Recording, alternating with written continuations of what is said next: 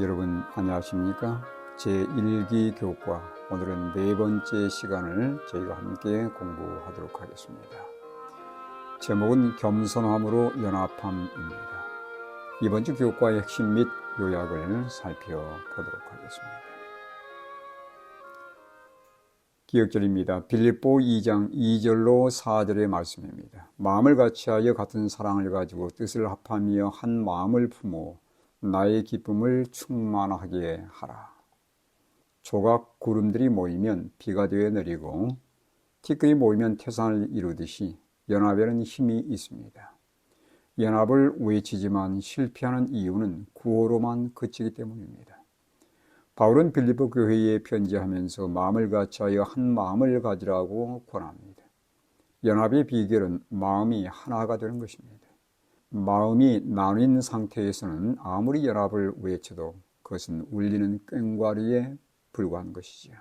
반면에 연합을 파괴하는 것은 루시퍼가 가졌던 교만과 불만과 높고자 하는 이기적인 정신에서 비롯되는 것입니다. 이번 주에 이러한 참된 연합에 대해서 교과를 공부해 보도록 하겠습니다. 일요일입니다. 빌립보 교회의 분열. 교회 내에 발생하는 분열의 원인은 무엇이며 그 해결책은 무엇입니까? 빌립보 2장 2절로 3절의 말씀입니다. 마음을 같이하여 같은 사랑을 가지고 뜻을 합하며 한 마음을 품어 아무 일이든지 다툼이나 허영으로 하지 말고 오직 겸손한 마음으로 각각 자기보다 남을 낮게 여기고. 바울은 자신이 세웠던 교회가 대립하며 다투고 갈라지는 모습을 보며 큰 실망을 느꼈을 것입니다. 빌립보 2장 3절의 다툼이란 말은 헬라어로 에리스테이아이고 영어로는 selfish ambition, 즉 이기적인 야심이란 뜻입니다. 교회 내에 발생하는 다툼과 분열의 원인은 바로 이기적인 야심 때문입니다. 바울 당시 그리스도인들 사이에 이기적인 야심을 가지고 움직이는 자들이 있었습니다. 야고보 역시 시기와 다툼이 있는 곳에는 요란과 모든 악한 일, 즉 분쟁과 분열 등이 있을 것을 말하고 있습니다. 또 한 가지 분열의 원인은 허영이라 할 수 있습니다. 허영은 육체의 일에 속한 것이며 이 말은 당시 사회에서 오만, 공한 자부심, 자신에 대한 과장된 인식 이런 의미로 사용이 되었습니다. 허영과 근접한 표현으로 바울은 갈라디아 5장 26절에서 헛된 영광에 대해서 얘기합니다. 이 헛된 영광 때문에 서로 격동하고 서로 투기하지 말 것이라고 갈라디아 교회에 전달을 한 내용을 저희들이 보게 됩니다. 바울이 제시한 교회 분열 방지를 위한 해결책들이 여기 제시되어 있는데 첫 번째는 그리스도 안에서의 권면입니다. 여기 권면이란 말은 영어로 위안이란 뜻인데 그리스도께서 주신 권면, 위안의 말씀이 분열 방지를 위한 최고의 해결책이 되는 것이죠. 두 번째는 사랑의 위로입니다. 예수님은 내가 너희를 사랑한 것 같이 너희도 서로 사랑하라고 명령하셨습니다. 사랑은 진정으로 연합을 위한 접합제이라는 것을 결코 잊지 않게 되길 바랍니다. 세 번째는 성령의 교제입니다. 성령의 임재는 초기 교회가 경험했던 것처럼 친밀한 그리스도인 관계와 함께 성도들의 하나됨을 이끌어주는 아주 중요한 요소입니다. 네 번째, 긍휼과 자비입니다. 긍휼은 불쌍히 여기는 정신을 말하는 것으로 이 정신은 선한 사마리아인과 탕자의 비유에 잘 드러나 있습니다. 또한 자비는 예수님을 따르는 그리스도인들의 삶에서 반드시 나타나야 하는 그러한 정신임을 예수님께서 강조하셨습니다. 다섯 번째입니다. 마음을 같이하여 한 마음을 품을 때 우리는 분열을 방지하게 됩니다. 원의 중심 되시는 그리스도에게 서로가 가까이 다가갈수록 상호간의 감격은 가까워지게 되고 진정한 연합을 이루게 되는 것이죠. 이것이 곧 한 마음을 이루는 비결이고 참된 연합의 길임을 기억하시기 바랍니다. 월요일 연합의 근원. 빌립보 2장 2절에서 바울은 네 가지 다른 방식으로 연합에 대해서 강조하고 있습니다. 그것은 같은 마음, 같은 사랑, 한 뜻, 한 마음입니다. 여기서 바울이 특히 강조하는 것은 외적인 행동이 아니라 내적인 것들입니다. 젊은 부자법관은 자신이 항상 율법을 지켰다고 주장했지만 예수님은 재물에 대한 그의 마음 상태를 지적하셨습니다. 예수님은 사람의 마음을 더럽히며 분열과 다툼을 조장하는 것도 마음의 문제라고 다음의 말씀들에서 지적하셨습니다. 마태복음 15장 19절과 마태복음 12장 34절의 말씀을 참고하시기 바랍니다. 바울은 교회 내의 연합을 위해서 어떤 실제적인 조치를 권고했는지요. 빌립보 2장 3절로 4절의 말씀입니다. 아무 일이든지 다툼이나 허영으로 하지 말고 오직 겸손한 마음으로 각각 자기보다 남을 낮게 여기고 각각 자기 일을 돌볼 뿐더러 또한 각각 다른 사람들의 일을 돌보아 나의 기쁨을 충만하게 하라. 자신보다 남을 낮게 여기는 겸손한 마음은 연합을 위한 실제적인 방식이 됩니다. 그중 하나가 상대방의 말을 경청하는 것이죠. 우리는 흔히 상대의 말을 경청하고 그들의 관점에서 문제를 이해하려고 하기보다 상대의 말에 내가 어떻게 대꾸해야 할까에 더 집중하는 경향이 있습니다. 나와 다른 의견은 틀린 의견이 아니라 다른 의견일 뿐인 것이죠. 또한 나와 의견이 다른 사람을 나를 반대하는 자로 생각해서는 결코 안 된다는 것입니다. 바울은 에베소서 4장 3절에서 평안에 매는 줄로 성령이 하나 되게 하신 연합에 대해서 말하고 있습니다. 이 말은 성령이 평안의 줄로 우리를 하나 되게 묶으셨다는 말입니다. 교회 분쟁을 잠잠하게 하시고 하나로 연합되게 이끄시는 분은 성령이십니다. 바울은 또한 에베소서 4장 13절에서 하나님의 아들을 믿는 것과 아는 일에 하나가 되는 연합에 대해서 말하고 있습니다. 즉 동일한 성경 진리와 동일한 믿음이 있는 곳에는 연합은 분명히 이루어진다는 것을 꼭 기억하셔야 되길 바랍니다. 화요일 마음을 바꾸는 방법. 영적 대쟁투의 핵심은 마음을 지배하는 것입니다. 그리스도도 사탄도 최대의 관심은 우리 마음을 지배하는 것입니다.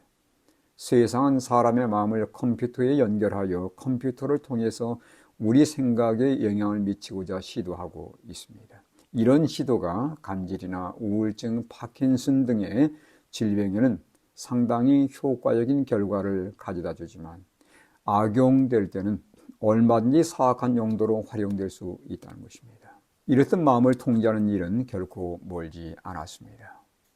우리 마음은 매일 보고 듣는 다양한 정보들에 의해서 영향을 받으며 그것들이 우리의 생각을 꼴짓고 행동하도록 유도합니다. 세상의 미디어에 몰입할수록 세속적인 사고방식이 우리의 마음을 지배하게 될 것입니다. 그것들이 우리 마음에 지배되지 않으려면 예수님처럼 영적으로 생각해야 하며 하나님의 영의 지배를 받아야 하는 것입니다. 각 시대의 대쟁투 555쪽에 보면 지적, 영적인 면 모두에서 바라봄으로 변화하게 된다는 것은 하나의 법칙이라는 것입니다. 그리스도의 마음을 갖는다는 것은 무엇을 의미할까요? 빌립보 2장 5절에 이렇게 말씀합니다. 너희 안에 이 마음을 품으라 곧 그리스도 예수의 마음이니. 그리스도 예수의 마음은 마태복음 11장 29절에 보시면 온유하고 겸손한 마음입니다. 이 마음은 빌립보 교회의 연합의 필수적인 마음이지요. 그런데 문제는 우리는 스스로 마음을 바꿀 수 없고 예수의 마음을 품을 수 없다는 것입니다. 왜냐하면 우리의 마음은 만물보다 거짓되고 심히 부패하기 때문입니다. 에레미야 17장 9절에 그렇게 말씀하고 있습니다. 우리의 마음을 새롭게 바꾸는 일은 오직 창조주 하나님만 하실 수 있는 일입니다. 그래서 다윗도 내 속에 정한 마음을 창조해달라고 하나님께 간구한 것입니다. 바울은 하나님 말씀을 검, 즉 성령의 검에 비유했습니다. 성령께서 그분의 검 곧 살아있고 활력이 있는 말씀으로 또한 혼과 영과 관절과 골수를 찔러 쪼개고 마음의 생각과 뜻을 감찰하는 말씀으로 우리 마음을 수술하실 때만 우리 역시 그리스도의 마음을 가질 수 있게 되는 것입니다. 수요일 그리스도의 마음. 그리스도인들이 본받아야 할 본보기는 그리스도이지 세상의 어떤 위대한 인물이 결코 아닙니다. 예수님은 인간의 죄된 본성을 가지고 이 땅에 태어나셨지만 결코 죄를 짓지 않으셨고 죄가 없는 분이셨습니다. 그분은 생각으로라도 죄를 짓지 않으셨습니다. 바울은 그가 아들이시면서도 받으신 고난으로 순종을 배웠다고 말하는데 사탄은 그분이 하나님께 순종하지 못하도록 줄기차게 방해했지만 단 한순간도 예수님은 아버지 하나님께 순종하기를 거부하지 않으신 것입니다. 빌립보 2장 5절에서 8절의 말씀은 무엇을 의미하며 이 말씀은 우리 삶에 어떻게 적용할 수 있을까요? 빌립보 2장 6절로 8절의 말씀을 읽겠습니다. 그는 근본 하나님의 본체시나 하나님과 동등됨을 취할 것으로 여기지 아니하시고 오히려 자기를 비워 종의 형체를 가지사 사람들과 같이 되셨고 사람의 모양으로 나타나사 자기를 낮추시고 죽기까지 복종하셨으니 곧 십자가에 죽으십니다. 예수님은 하나님과 동등한 분이셨지만 인간의 육신을 취하셨을 뿐 아니라 자원하여 종이 되셨습니다. 그래서 자기를 온전히 낮추시고 십자가에서 죽는 것까지도 복종하신 것이죠. 이것이 곧 그리스도 예수의 마음인 것입니다. 우리는 어떻게 그리스도 예수의 마음을 우리의 삶에 적용하며 실천할 수 있을까요? 예수님은 이렇게 말씀하십니다. 마태복음 23장 11절 12절입니다. 너희 중에 큰 자는 너희를 섬기는 자가 되어야 하리라. 누구든지 자기를 높이는 자는 낮아지고 누구든지 자기를 낮추는 자는 높아지리라. 그리스도 예수의 마음을 실천하는 것은 이처럼 자기를 기꺼이 낮추고 남에게 양보하고 자신을 희생하는 그러한 정신인 것입니다. 목요일 경건의 비밀. 그리스도인으로서 우리가 항상 더 배워야 할 것이 있습니까? 그렇습니다. 고린도전서 8장 2절에 보면 바울은 이렇게 말합니다. 만일 누구든지 무엇을 아는 줄을 생각하면 아직도 마땅히 알 것을 알지 못하는 것이라고 말씀합니다. 예수께서 베들레헴의 아기로 태어나신 성육신의 비밀과 십자가의 사랑은 우리가 영원히 배워야 할 그러한 주제들인 것입니다. 예수님의 낮아지심과 인성을 취하신 일에는 어떤 특징들이 있는가요? 로마서 8장 3절에 보시면 죄로 말미암아 자기 아들을 죄 있는 육신의 모양으로 보내어 육신의 죄를 정하사라고 말씀하며 히브리서 2장 17절에 보면 그가 범사의 형제들과 같이 되심이 마땅하다라고 말씀합니다.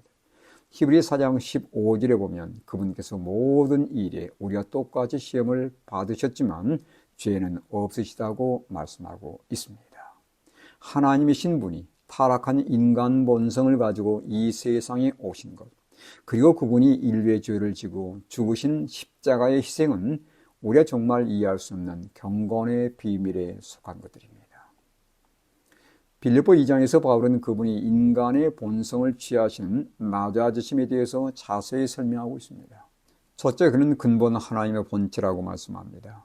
본체라는 단어는 모양 또는 형상이란 말로 예수님이 하나님과 동등하신 신성을 지닌 분이심을 가르쳐주고 있습니다.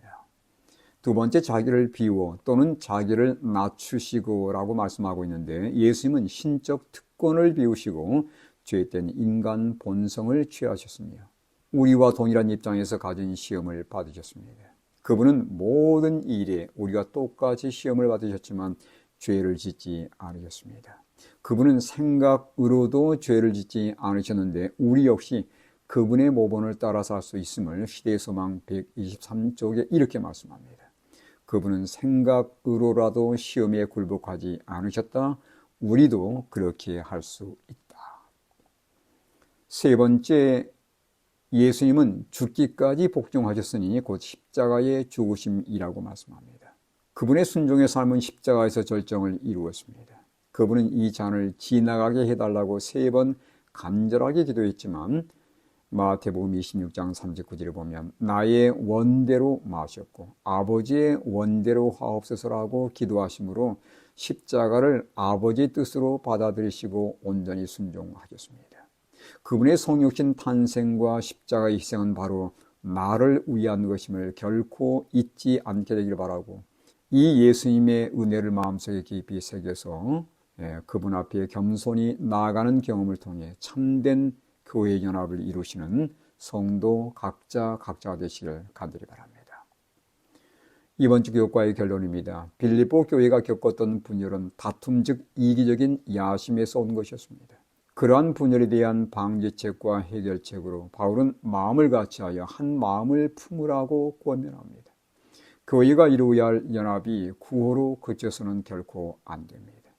각자가 겸손한 마음으로 나보다 남을 더 낫게 여긴다면 교회는 진정한 연합을 경험하게 될 것입니다.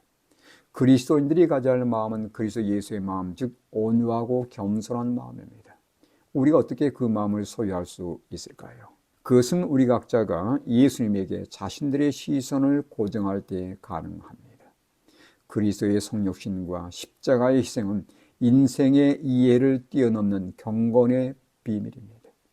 언제나 교회가 십자가로 되돌아갈 때 우리는 거기에서 참된 겸손과 희생의 정신을 배우게 될 것이며 초기 교회처럼 진정한 연합을 이루게 될 것입니다. 오늘도 예수님의 이 놀라운 은혜를 기억하며 우리 교회 안에 참된 연합을 이루시며 하나님의 나라를 확장하는 하나님의 귀한 종들 되시기를 간절히 바라면서 교과를 마치겠습니다.